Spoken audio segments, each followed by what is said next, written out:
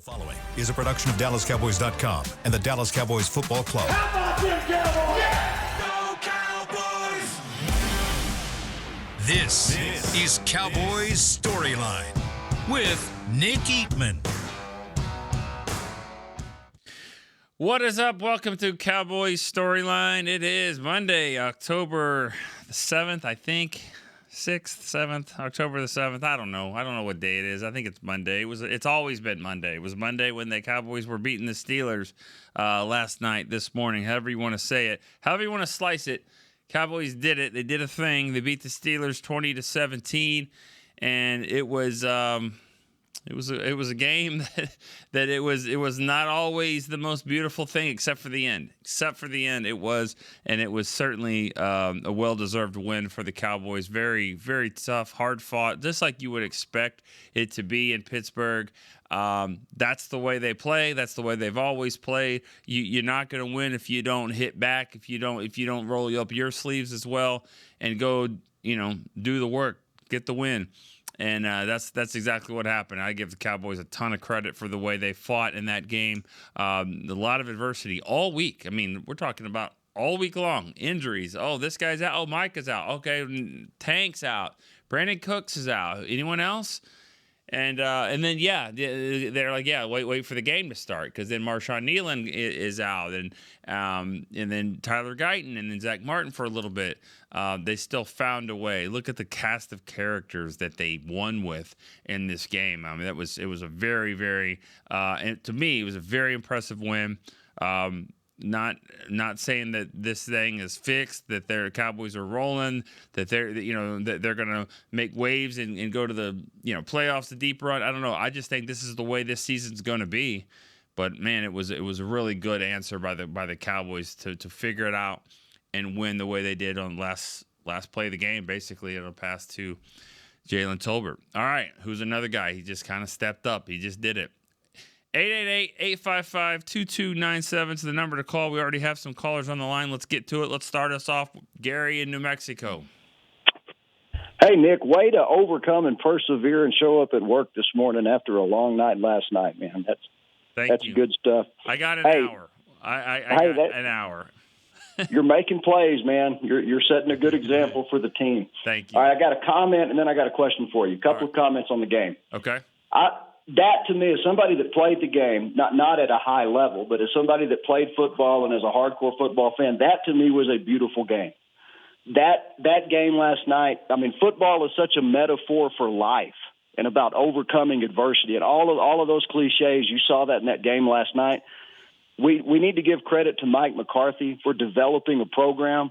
He does a good job when players go down of bringing other players in, draft and develop. People get tired of hearing it, but we saw the fruit of that last night.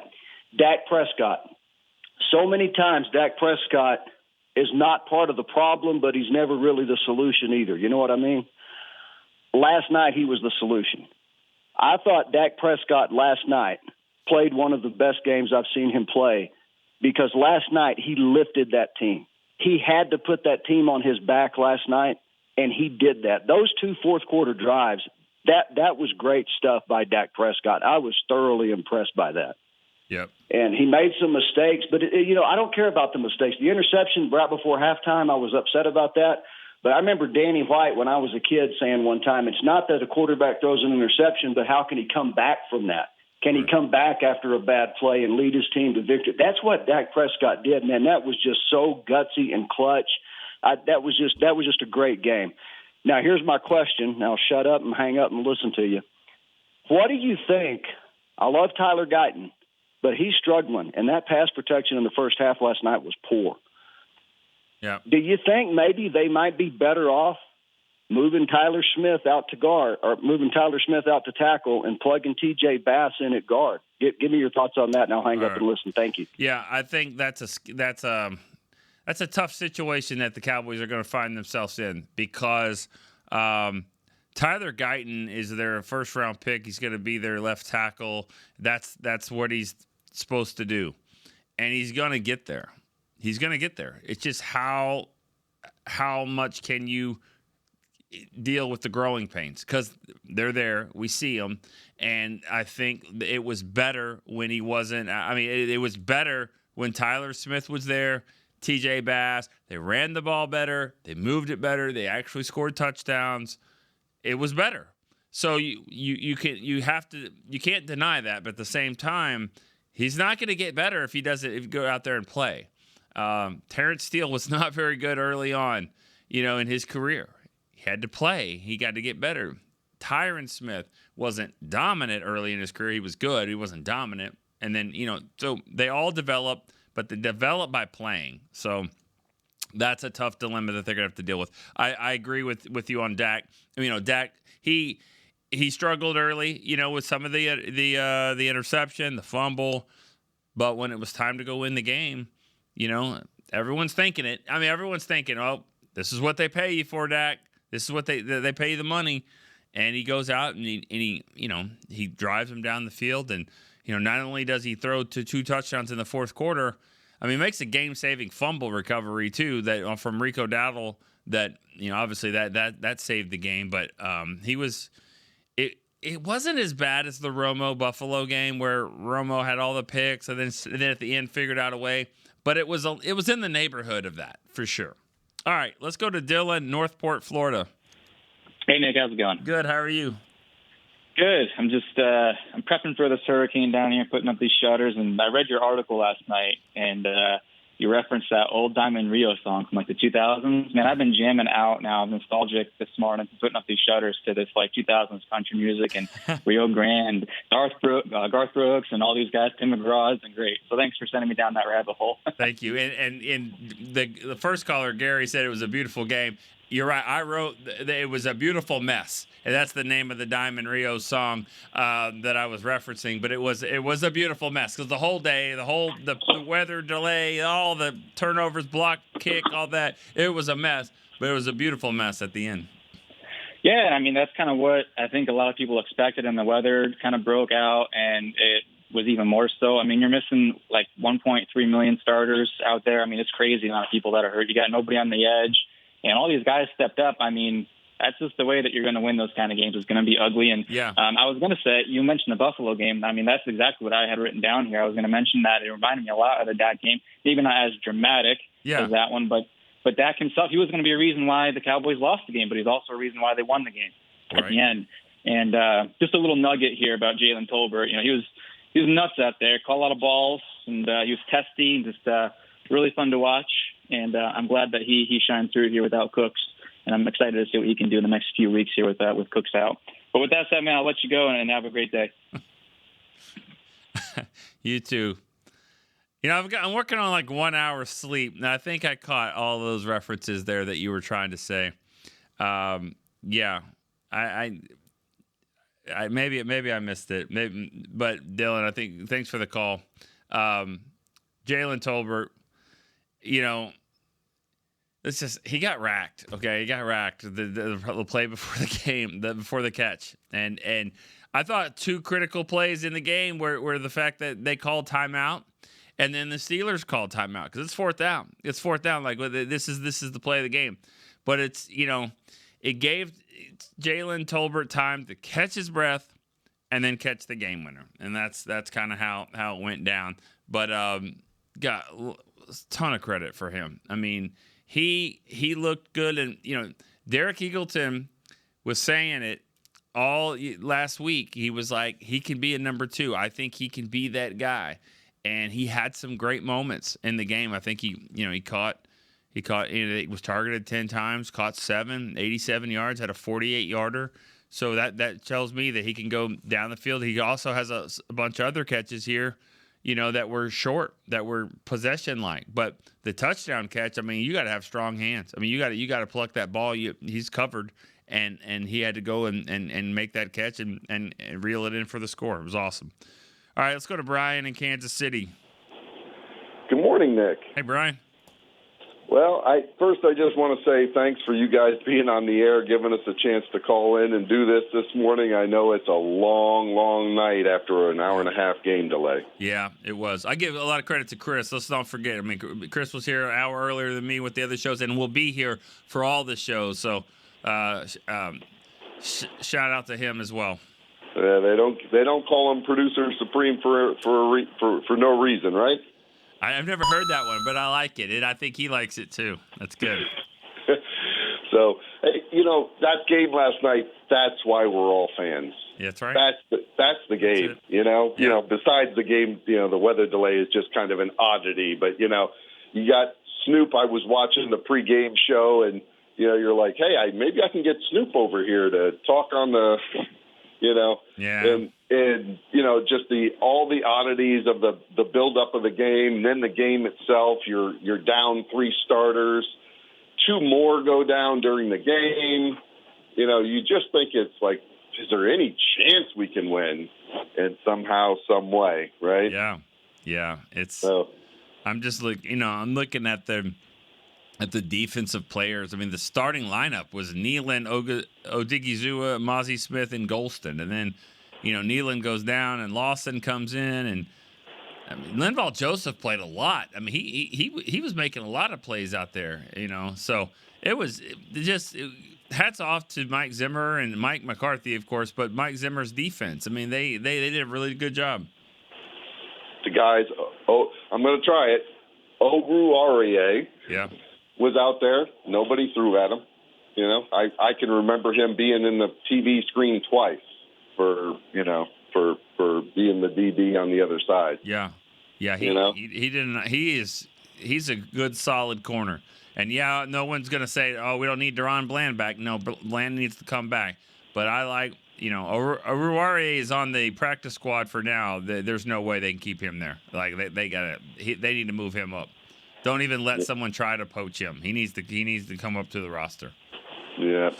So I got a question, and then I was going to ask you to do the same thing I asked last time after game day is, maybe give us the quick rundown on the, what about who might be coming back this week and whatever you've heard on the early mornings on the 2 guys from last night. But my question is my understanding is Lawson's had all the call-ups he can have. Right. So do you think, I think it's a no-brainer. I think they have to put him on the 53, especially now. Yes. I don't think there's a choice.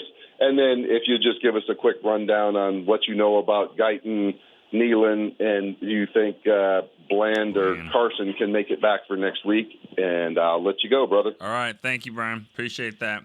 I'll start with the corners. I was a little surprised that Carson did not make it back last week, but he was trending up, as the week went on. He was limited. I think he will be able to be ready, but again, not sure there. Bland, Stephen Jones said last week he thought that there'd be a good chance for Bland to actually come back and play. So, but that sounds great. Then again, when you have the bye week afterwards, you really have a chance to get him at full strength. Personally, I wouldn't mind playing him, see what if he's ready, and see what kind of rust you might have, and then you should be then you get the bye week, and then you should be able to good to go for the 49ers after that. So if he's ready, I would put him out there. You're about to play.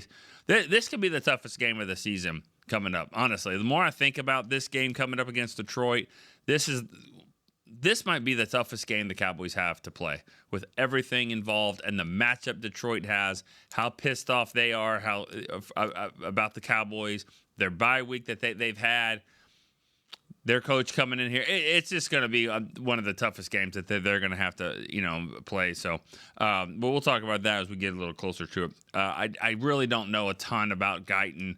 Nealon, that doesn't look good. I mean, it was on crutches the whole day, whole night. That's probably going to be some significant time, but I don't want to speculate. I don't know much about that. It really wasn't a lot of people talking about those injuries, at least not that I heard. So we'll give more later on about that. All right, Travis in San Antonio. Happy Victory Monday. Shout out to Beamer in the back. He said all gas, no brakes today, and shout out to you for being on. We were talking about it last night. I know Dylan already called in, so we appreciate the even shorter night that you had that we knew you guys were going to have with the delay. It was like the first thing we said was like, oh crap. Yeah. But you know what? It makes it a lot easier when Tolbert makes that catch and they win the game. That is true. Because it's easier in the locker room and plane ride. I tell you, it was a pretty rowdy plane ride for a while up in the front where the veterans are. It was for a while, and then it was like, okay, it's 4 a.m, or 3 a.m, whatever it was, and then it kind of cooled down. But yeah, they were pretty excited, and they should be. It was 3-0 on the road. I mean, that was something. Now 0-2 at home, and have a tough one to face this week. But going on the road and winning is tough, and they've done it 3 times now. Yep. So just a couple, 3 quick things for me, for the first half and maybe a little bit in the third quarter, I was sitting there saying I was really hoping they weren't going to waste the defense's performance, because those guys really held it together and stepped up and played well. And because I was just saying the offense needed to pick its end of the couch. However, at the end of the day, Nick, they did what needed to be done and they won the game. So you get full credit for that. That's the bottom line. And I remember last time I called, I was saying that it could be a game where maybe this starts the belief a little bit. So hopefully that's the case. The running game, I don't know if you want to call it a switch or an adjustment, and they highlighted that on the broadcast, but those duo blocks were noticeable, and I'm hoping so they kind of abandoned a little bit of the inside zone and did more of the duos, and I hope that wasn't just a matchup thing. I said after the game, I hope that's something that they kind of keep going forward, and because it was noticeable, the run game obviously was improved, so that's a good thing. The gritty fight is what I wrote down of several players. The Overshone almost interception, where he was wrestling the Georgia tight end to the ground. Even after the whistle, he was like, I'm still trying to get this ball, even though it's not going to be a pick. Jordan Lewis, his thing saying Pickens is weak and they need a wide receiver in Pittsburgh. Loved it. Signed that guy out to your extension. That's my guy. Most underappreciated cornerback in the league. Tyrus Wheat, we all know that was a bogus call, but I tell you all the time, Nick, I'll take one of those a game. I didn't even care that it was a flag, because it just sets a tone for that defensive line where it's like, yeah, they're beat up, but we're going to be here all day. Yeah. So to me, I'll take one of those a game. That's cool. And then the last thing was, I told people I was going to riot if Turpin wasn't more involved. I don't know how many targets he got, but I said if he didn't get 7 to 10, I was going to riot. So I was happy to see Turpin, who is not a gadget guy. He's not a toy guy. Everyone keeps saying that. Go watch him at TCU when he was there. He's a full-fledged wide receiver, and he can do this. And I hope that we don't see a Turpin and Tolbert get involved, and then next week they're not involved. So take your pick on which one of those you want to talk about, and hope you have a great week and get some rest. All right, thank you. When I asked before the game, I interviewed Stephen Jones for the pregame show and asked him about losing Cooks, and he said, Turpin can be that same type of guy. We haven't seen him used that way, but we did in this game. Down the field, down the field passes to him.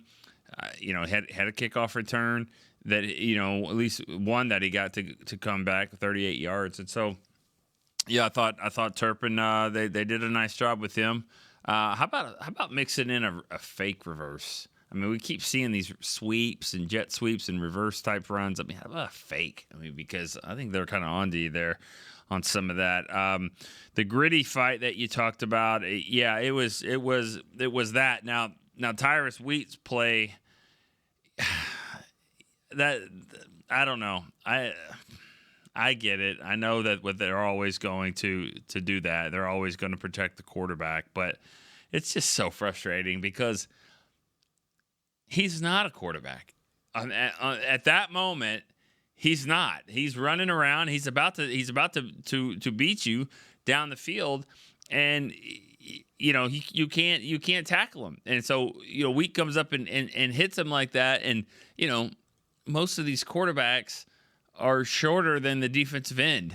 So of course you're going to hit him high. I mean, how you can't hit him low. So it's not so easy to hit him right in the chest or the midsection there. I thought it was a bang play, and it was one that it was a nice hit, but it also give Fields credit because it got him going. He actually then got back in the game. They drove down, they scored, and then he scored again later. So he wasn't having a great game until he took that hit, and then he started to play well. So I got to give him credit for that as well. So, all right, let's go to Gabe in Knoxville, Tennessee. Hey, Nick. How are you doing? I'm good. How are you? I'm good. Sleep deprived? A little bit. Yeah, a little bit. Let me ask you this. I mean, what was your Sunday team better than your Saturday team? I knew you were going to bring up the Tennessee Arkansas game. Well, I just was asking. I don't know who your team is. I didn't ask who your team was. I just guessed, out of Knoxville. Yeah. I'm not a big college fan in general. Yeah. But I live here in Knoxville since 2019, so we support them. I bet, yeah. Somewhat, You know what? Let me just say this. I love football. I just love football. I do. And I watched that game. It was a great weekend. It was. A lot of upsets. For me, it was a great weekend for me. I have my daughter's high school team rallied back to stay undefeated with a touchdown in the final 2 minutes. Arkansas wins in the final minute. The Cowboys win in the final 10 seconds or 30 seconds. 3 wins by 3, 4, and 5 points. I love football. That's awesome. Get me. Yeah, maybe next week I won't say that as much, but this weekend I love football. All right, Gabe. Yeah. Gabe, what's up, man? This game, I'm feeling much more hopeful. I think there's lots of things to take away from this game, but I don't want to keep this call too long. So my biggest takeaway was was it Brian? No, it was Travis that just called. He mentioned the gritty fight, and that's basically was my biggest takeaway. I mean, the Steelers as a whole, maybe not, a powerhouse team, but their defense is up there with 49ers, Ravens. They have a game wrecker. That's what they have. I mean, anytime you have a game wrecker, we've seen the Cowboys do it with Micah. But, I mean, T.J. Watt was flirting with wrecking that game. He was really trying. And, I mean, he kind of did. Yeah. In the first half, really, when he sacked Dak. And then not just him, but, Hayward and that guy 51 on the right side of the Steelers. Yeah. Yeah. Man, if T.J. Watt wasn't there, he was there. Yeah, he was a problem, too. My God. But he got hurt, right? He did. Yeah. He came out in the second half. But I just loved how the Cowboys, this team, went up against that defense with all their toughness and physicality and matched it, in the running game especially, and didn't back down like we've seen against the Niners. And so that gives me a lot of hope for the season. That's my biggest takeaway. I hope that continues. I want that to continue. I hope that gives them confidence against this powerhouse teams in the future, like the Niners coming up in 2 or 3 weeks, even next week, to bring that same physicality. So I hope they keep that. I have 2 questions. My first was, the first timeout that McCarthy took, the fourth quarter, it was like a minute and a half left in the game. Yeah. And I'm just thinking, why? I don't know. I don't understand why you're taking that first time out. The second time out, right before the last play, I get that. But the first time out, why are you're stopping the clock for the other team? Yeah. It seems like to me. Yeah. But I thought it was early. Yeah, I thought it was early too. And I mean, it's the Steelers. It's Justin Fields. Their offense is not Patrick Mahomes. But you can't. Yeah, you can't. You don't want to give them time like that. I didn't like that timeout. No, I didn't like that timeout either. And I'm fine taking a timeout if you feel like you need it. But, you don't have to go 40 seconds off the clock. But how about 20? How about half of it? How about half the play clock? Let's bleed it down a little bit and then call the timeout. I called it with 52 seconds. You say it was 52. Was it? Oh, okay. And that was still a little too much for me because it's first down. You only need, you're going to run 4 plays, right, to get a touchdown. So how much do you need? I mean, you have some timeouts. I mean, 30 seconds? So and they were like at the 1 yard line, I think, at that point. Well, it all worked out. Yeah, it did. And my second question, sorry, real quick. There was a lot more motion, I noticed. Yeah. I was tracking, my gosh, McCarthy, I don't know, is he listening to us? Is he just doing it because of this defense he was playing? Is he going to continue it for the rest of the I hope he does, but all right, that's all I got. I'll hang up. Thanks, Nick. Well, yeah, thanks for the call, Gabe, and a good sport as well. I he's not listening to us. Okay, he's not listening to y'all. I'm sorry, he's not. But he's listening to his analytics team, and his analytics teams showed him that.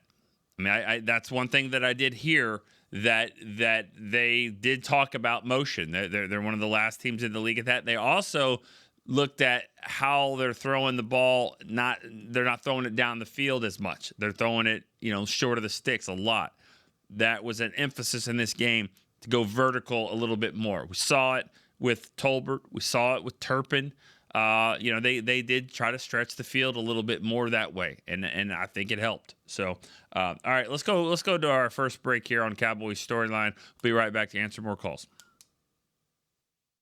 Cowboys fans, when it comes to navigating the ever-changing world of tax, your business needs a partner it can trust to tackle even your biggest tax challenges. Ryan is the largest firm in the world dedicated exclusively to business taxes. Our team of tax professionals has local expertise in all areas of tax and can help you uncover savings opportunities you didn't know you had. Learn more about how Ryan can improve your overall corporate tax performance by visiting Ryan.com. Ryan, the official tax partner of the Dallas Cowboys.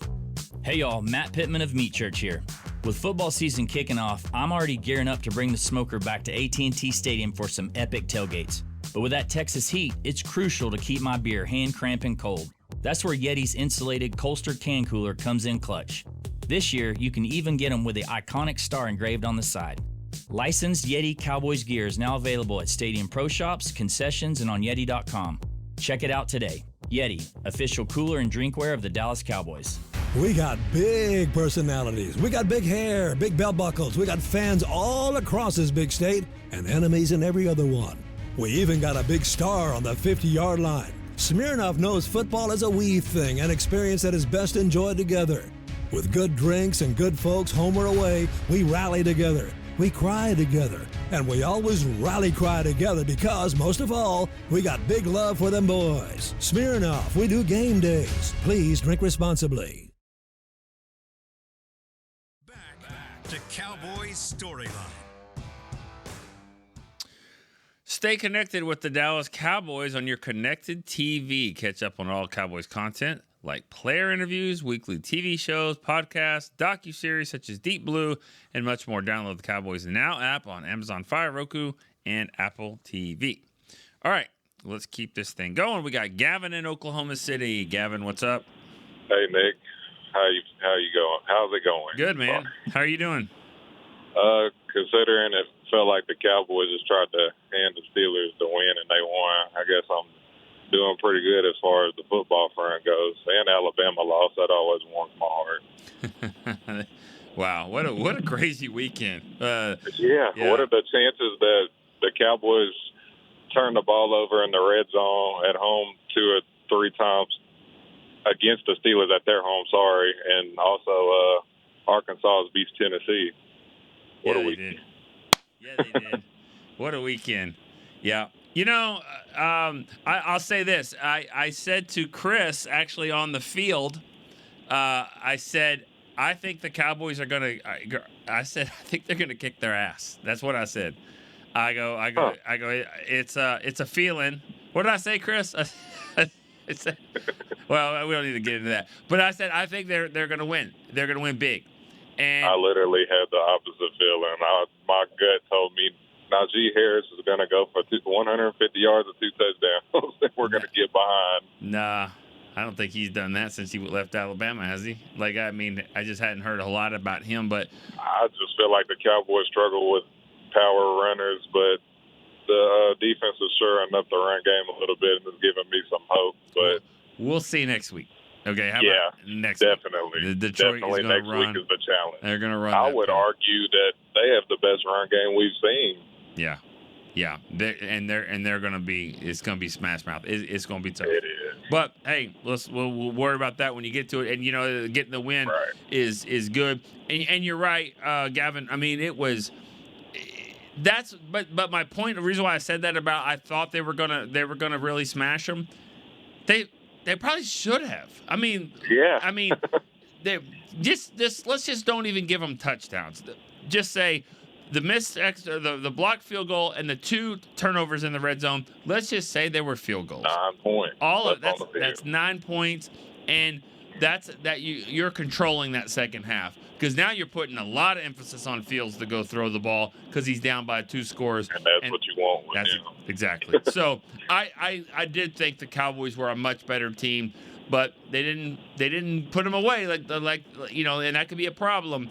But they were better, and that's a good sign considering all the injuries, all the turmoil that they've gone through, to be a better football team on the road. Oh yeah, I was pleasantly shocked by the D-line. Yeah, I like what Golston did. Not necessarily superstar type of play, obviously, but I like what Golston did. And some of the other backups, very solid play, more than what you can expect from people filling in, and that pleasantly surprised me because I didn't see that coming. Yep, they were just solid and sound, all the way across, and that's fine, And it was just enough to let the offense go and win the game when they had to. Exactly. Right. I got a couple things for you. I don't want to hog the phones, but so I feel as if maybe this year the offense may not be good enough to carry us to victory as they have in years past, and I think maybe that's some of what we're seeing. I'm not saying,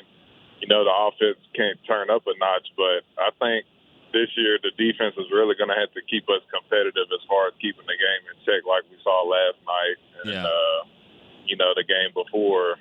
But I could be wrong on that front. It is week 5. The running game is certainly encouraging.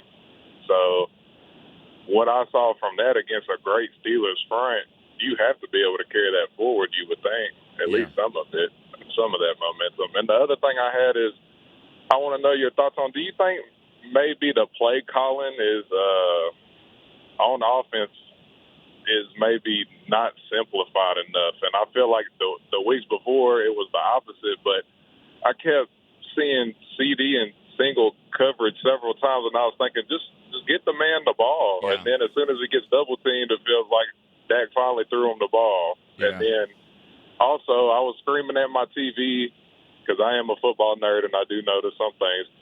They're running cover 3 and they're all backed up. Just run corner routes. They're begging you to run a corner route. I kept saying that to the TV, and they finally did it to Jake Ferg on one play.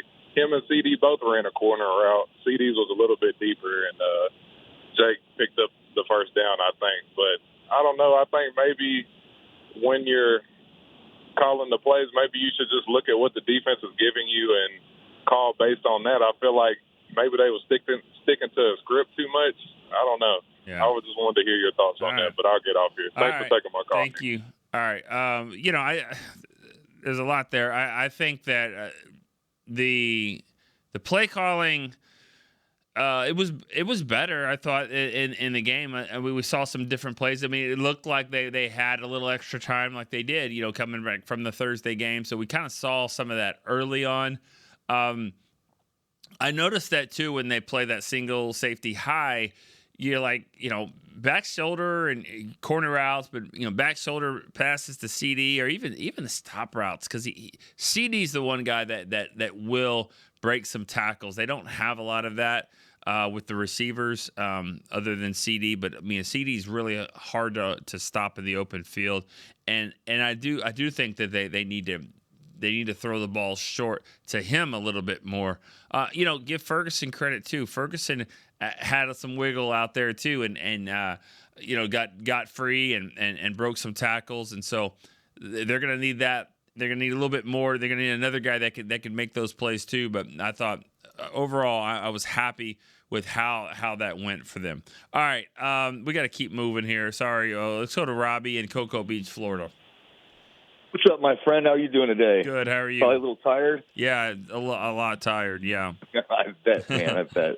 Hey, we all of us fans, man, I hear everybody say it. We appreciate what you guys do for us. And I appreciate you guys recognizing that and all that. But you know what? I'll say, just like y'all got up early, too. I mean, it was a late night for everyone, even if you slept. What are you talking about? I took the day off from work today, man. Okay. I was too late. All right. Well, good. All right, Robbie, what's up? Nothing, man. I just love the game. I loved your article about it. The 5 things, always good. Always good, man. It was definitely gritty and not putting the cart before the horse, because I like to enjoy each game separately and just, take it for what it's worth. However, didn't McCarthy have like 19 guys go to injured reserve that year he won the Super Bowl with Green Bay? Yeah. We got to be getting close to that. It's up there.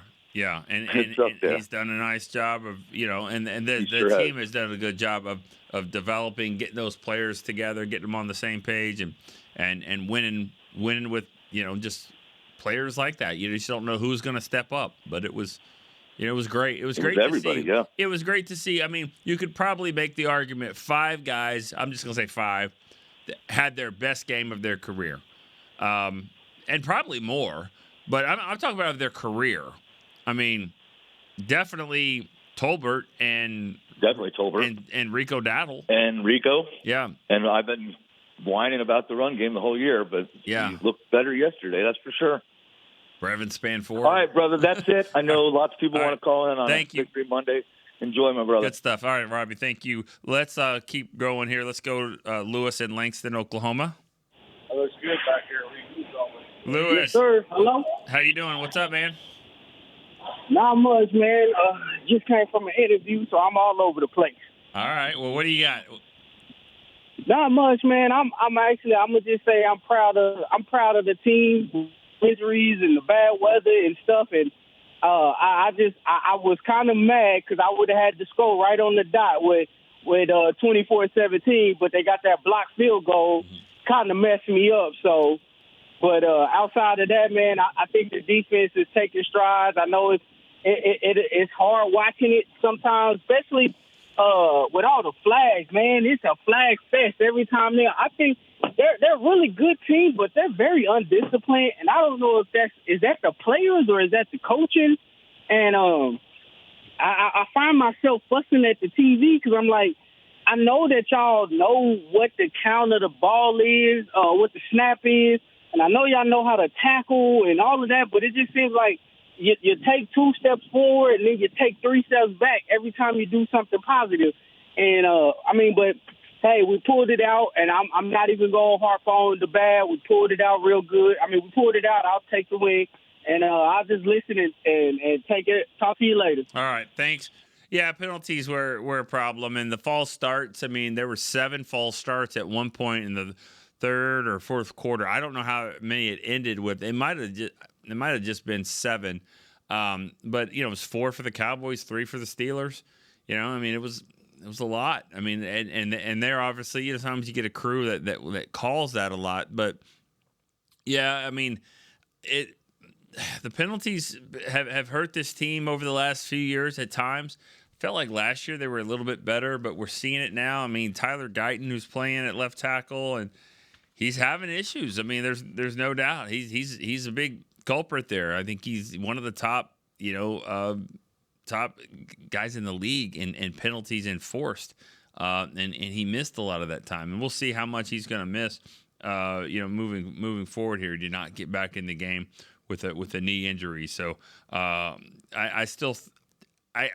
did feel like it got better when he was out, just because of I just thought they ran the ball better. Let's also remember this about Tyler Smith. Like what he's doing is pretty amazing. Like he I don't know if he's getting enough credit for that. If practice didn't matter, they wouldn't do it. They just wouldn't, because they would be like, oh, there's a chance for you to get hurt. It matters, okay? Practicing matters. He's not practicing at left tackle. So for him to go out there and do that, it was phenomenal. And then do it well. Do it really, really well.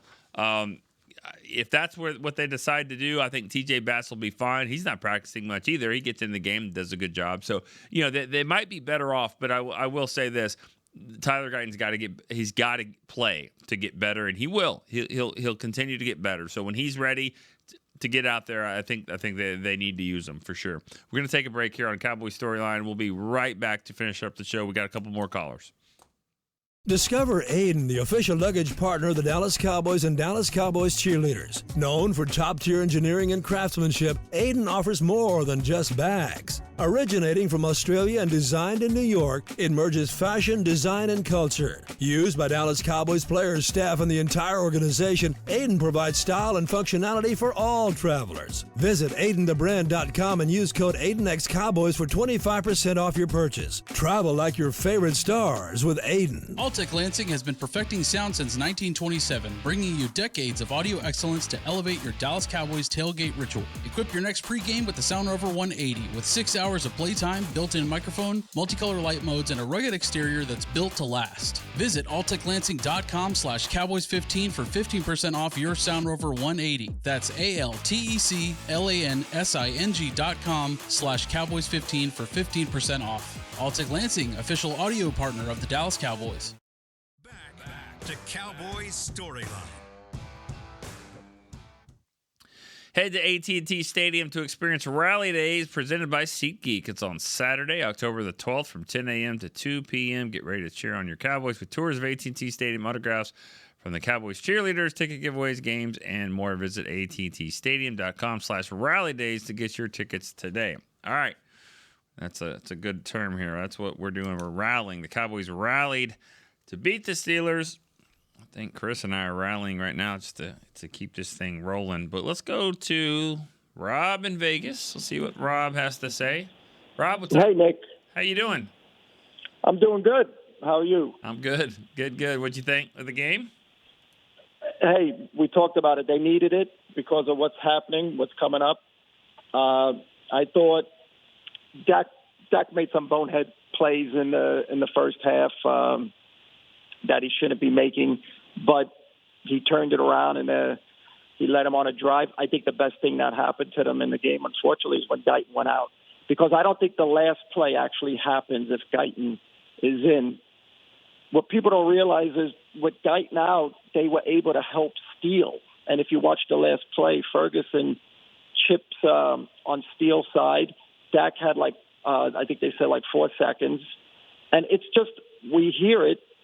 You should have your best five. That's their best five. Yeah, I agree. I mean, I agree. And again, what I said before, that's what makes it tough, because this is their first round pick and they're investing in him and he's got to get better.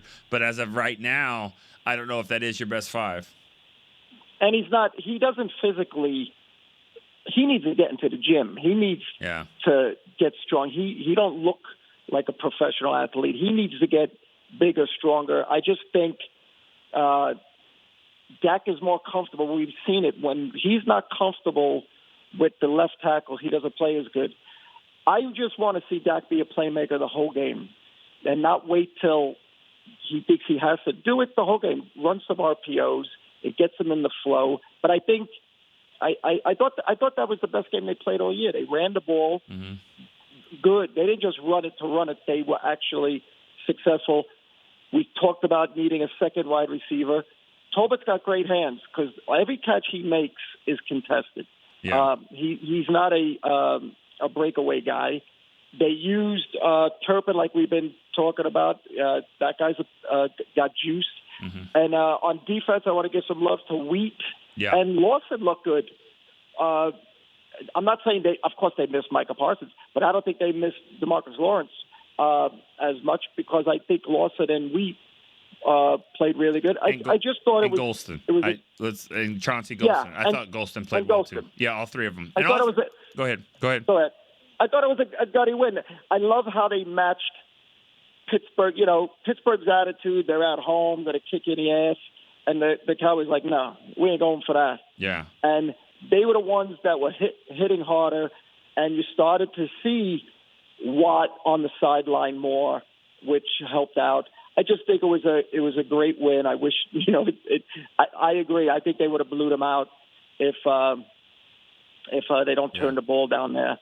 But maybe some of these winning like this sometimes is better than blowing somebody out. And I like I said, I think if you keep this starting five offensive line, I think it'll be better. And I also think Dak will be better. I thought Dak looked just more comfortable. And listen, $60 million guy, I was trust me, I was cursing him out during the game. I figured. But when he had to pull it out, he did on a long drive. So he did. That's what you want. Good game. Yeah. Yeah. All right, Rob. Thank you. You know, I like that point. I don't know if I've thought of it just like that about they did hit harder. I mean, the Steelers were hitting, but I mean, Golston had a really big stonewall hit there on.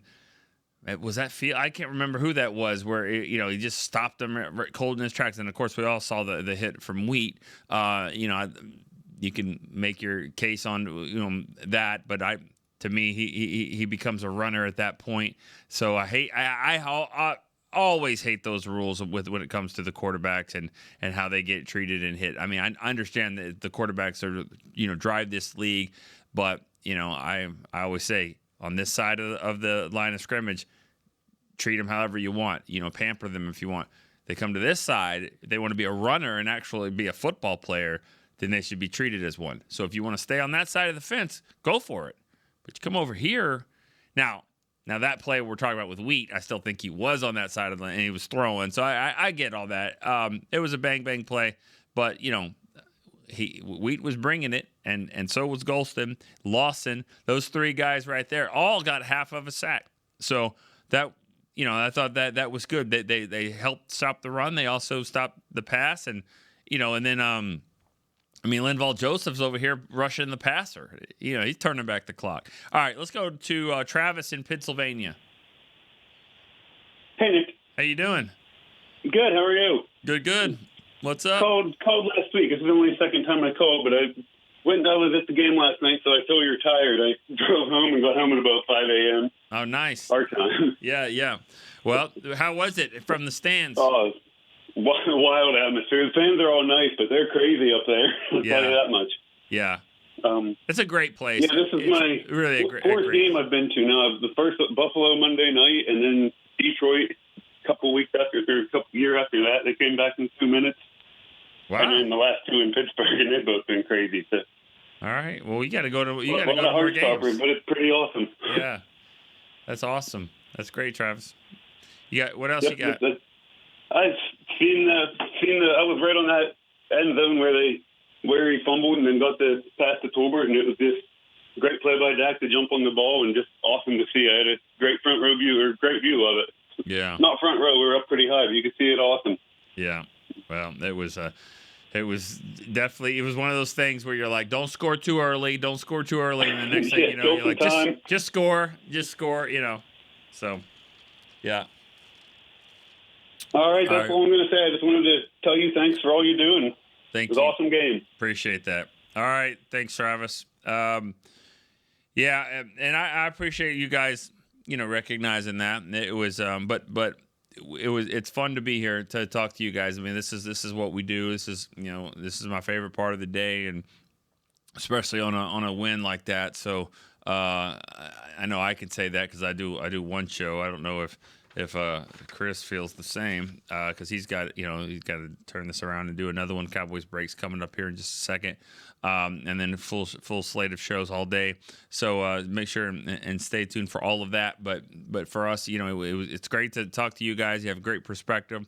Everyone kind of saw it, I think, the same way. This team's got some issues. I mean, there's no doubt about it. I mean, the injury front. It just is what it is. I mean, it's not excuses. It's just that you can't keep having the same positions have the same injuries. I mean, you keep losing defensive ends. Before you know it, you're going to be calling a guy like George Selvey back or something like that. I mean, you just don't have the depth there. Same with cornerback. I mean, Bland gets hurt. Carson gets hurt. You're bringing in Oruwariye, and he's doing well. But I'm just saying, you keep having injuries to the same position, and it gets very, very challenging. But I give the Cowboys a lot of credit for figuring out a way to win that game. And I said it all week. I thought they were going to win. I wasn't sure how or who was going to be the reason that they won. And I still, I stick to that. They just figured it out. Good teams figure it out. I don't know if this team is a good team yet or not, but they were good enough to win last night. and they're going to need that because, I mean, the schedule doesn't get any easier at all. But still, that's why you got to get those wins when they did, and the Cowboys did it. So great to be on with you guys today. Appreciate it. We'll be back tomorrow, maybe a little bit more rested, and we can talk a little more about this game and start looking ahead to the Lions as well. So for Chris Beam, I'm Nick Eatman. We'll see you tomorrow on Cowboys Storyline.